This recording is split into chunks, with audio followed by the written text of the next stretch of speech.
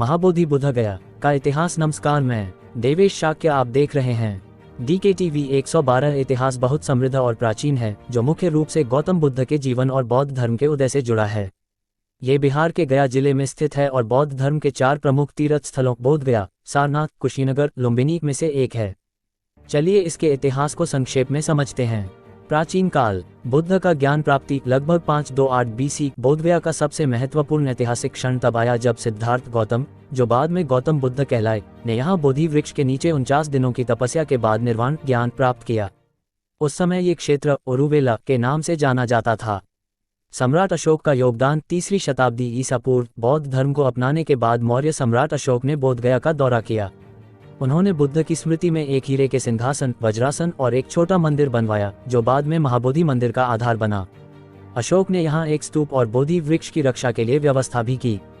मध्यकाल, महाबोधि मंदिर का विकास। माना जाता है कि मौजूदा महाबोधि मंदिर का निर्माण गुप्त काल 4वीं-6वीं शताब्दी में हुआ, हालांकि इसे बाद में कई बार पुनर्निर्मित किया गया। यह मंदिर अपनी 55 मीटर ऊंची शिखर वास्तुकला के लिए प्रसिद्ध है। विदेशी यात्रियों का उल्लेख। चीनी यात्री फाहियान 5वीं शताब्दी और हवेन त्सांग 7वीं शताब्दी ने अपने यात्रा वृतांतों में बोधगया का वर्णन किया। हवेन त्सांग ने लिखा कि यहाँ मंदिर, स्तूप और बौद्ध मठ थे, जो उस समय के वैभव को दर्शाते हैं। उपेक्षा का दौर। 13वीं शताब्दी में इस्लामी आक्रमणों के बाद बौद्ध धर्म का प्रभाव भारत में कम हुआ और बोधगया भी उपेक्षित हो गया। मंदिर खंडहर में तब्दील हो गया और बोधि वृक्ष क्षतिग्रस्त हुआ। आधुनिक काल, पुनरुद्धार। 19वीं शताब्दी में ब्रिटिश पुरातत्वविद सर एलेक्जेंडर कनिंघम और बौद्ध विद्वान अनागारिक धर्मपाल ने बोधगया को पुनर्जन्म दिया।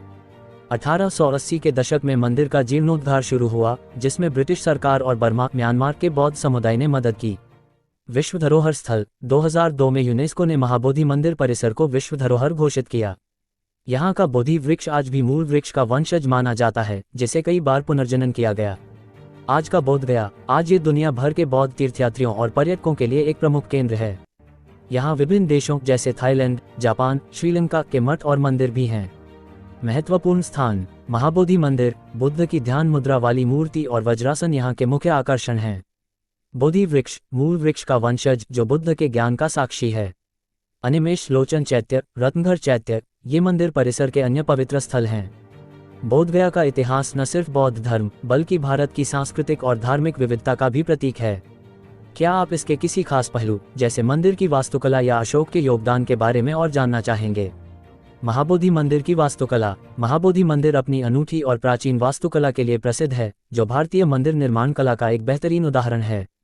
यहाँ इसकी मुख्य विशेषताएं हैं।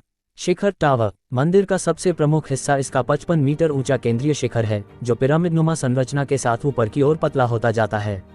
ये गुप्त काल की वास्तुकला का प्रभाव दर्शाता है। शिखर पर एक छोटा चतुष्कोणीय गुंबद, आमलक और इसके ऊपर एक छत्र छाता है, जो बौद्ध प्रतीक है। संरचना। मंदिर का आधार चौकोर है और इसमें 4 कोनों पर छोटे छोटे शिखर हैं, जो मुख्य शिखर को संतुलित करते हैं। ये 2 मंजिला है, जिसमें ऊपरी मंजिल तक सीढ़ियां जाती हैं। अंदर एक गर्भगृह है, जहां बुद्ध की ध्यान मुद्रा में सोने से मणि मूर्ति स्थापित है। नक्काशी और अलंकरण। मंदिर की दीवारों पर बुद्ध के जीवन, जैतक कथाओं, बुद्ध के पिछले जन्मों की कहानियां और बौद्ध प्रतीकों की बारीक नक्काशी है। पत्थरों पर कमल, चक्र और अन्य शुभ चिन्ह उकेरे गए हैं, जो बौद्ध परंपराओं से प्रेरित हैं। वज्रासन। मंदिर के पीछे बोधि वृक्ष के नीचे वज्रासन, हीरे का सिंहासन है, जो लाल बलुआ पत्थर से बना है। ये वह जगह है जहां बुद्ध ने ज्ञान प्राप्त किया था। इसे अशोक ने बनवाया था और यह आज भी संरक्षित है। परिसर। मंदिर के चारों ओर 7 पवित्र स्थल हैं, जो बुद्ध के ज्ञान प्राप्ति के बाद 7 हफ्तों की गतिविधियों से जुड़े हैं, जैसे अनिमेष लोचन चैत्य, रत्न चक्रमा पथ। परिसर में कई छोटे स्तूप और मठों के अवशेष भी हैं, जो मध्यकालीन काल के हैं। मंदिर की वास्तुकला गुप्त काल 4वीं-6वीं शताब्दी की है, लेकिन इसे बाद में पाल वंश और विदेशी बौद्ध समुदायों जैसे बर्मा और श्रीलंका ने पुनर्निर्माण करवाया। यह ईंट और पत्थर का मिश्रण है, जो इसे मजबूती और सुंदरता दोनों देता है। सम्राट अशोक का योगदान। सम्राट अशोक 268-232 ईसा पूर्व मौर्य वंश के सबसे प्रभावशाली शासकों में से एक थे, जिन्होंने बोधगया को बौद्ध तीर्थ के रूप में स्थापित करने में अहम भूमिका निभाई। उनके योगदान इस प्रकार हैं। बौद्ध धर्म अपनाने के बाद यात्रा।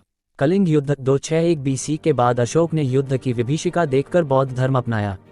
इसके बाद उन्होंने बुद्ध से जुड़े स्थानों को संरक्षित करने का संकल्प लिया। बोधगया उनकी यात्रा का प्रमुख पड़ाव था, जहां उन्होंने बुद्ध के ज्ञान प्राप्ति स्थल को चिन्हित किया।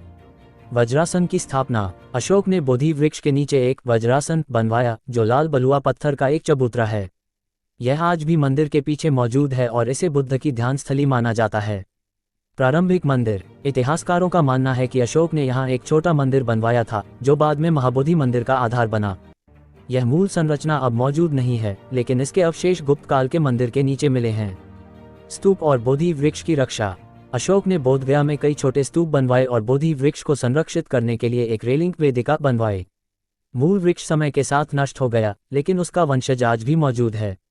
उनकी बेटी संघमित्रा ने मूल बोधि वृक्ष की एक शाखा श्रीलंका ले जाकर रोपी, जो आज भी वहां जया श्री महाबोधि के नाम से जीवित है। बौद्ध धर्म। अशोक ने अपने शिलालेखों और स्तंभों के जरिए बोधगया को बौद्ध तीर्थ के रूप में प्रचारित किया। उनके प्रयासों से यह स्थान अंतर्राष्ट्रीय स्तर पर बौद्धों के लिए महत्वपूर्ण बना। अशोक का योगदान सिर्फ निर्माण तक सीमित नहीं था, उन्होंने बोधगया को एक आध्यात्मिक केंद्र के रूप में पहचान दिलाई, जो बाद के शासकों और विदेशी यात्रियों जैसे हवेन त्सांग के लिए प्रेरणा बना। हालांकि उनके द्वारा बनाया गया मूल मंदिर समय के साथ बदल गया और आज का महाबोधि मंदिर बाद के काल की देन है। क्या आप मंदिर की वास्तुकला या अशोक के बारे में किसी और पहलू को गहराई से जानना चाहते हैं? तो कमेंट करें और वीडियो को लाइक करें और शेयर करें और हमारे चैनल को सब्सक्राइब करें। फिर मिलते हैं अगले वीडियो में।